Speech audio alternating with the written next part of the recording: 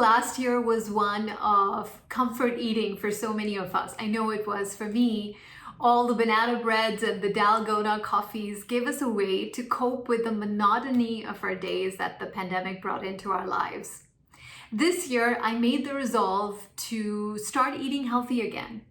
And now with 10 months into the year, I realize this is the longest I have ever consistently stuck to a diet and fitness regimen. And it got me thinking about what was different this time around. What does it take for any of us to stick to a long-term plan that can be helpful for us? Is it a matter of having superhuman discipline and willpower? I don't think so. At least for me, I know there were many times when I fell off the wagon and resorted to comfort eating or felt too lazy to work out. Is it a matter of sticking to something long enough that it becomes a part of you? Perhaps. But if you skip a day or two or three, it can be just as easy to fall back into old patterns. So then, what is the thing that helps you to keep going and helps you stay on track despite the odd stumble here and there? For me, there was one powerful shift that made all the difference, and that's practicing greater self-compassion, which meant two things.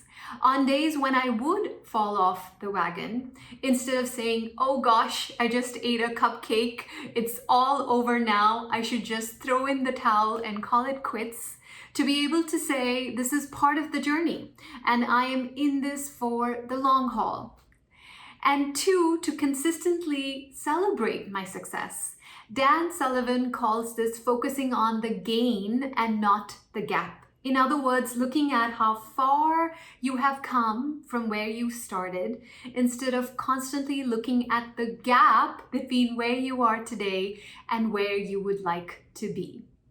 Kristen Neff's research on self-compassion shows people who practice self-compassion are much more likely to stick to long-term habits because they are much more forgiving of themselves for the occasional failure that is a normal part of life. So the question I leave you with is, where can you practice greater self-compassion for the lasting change that you wish to see?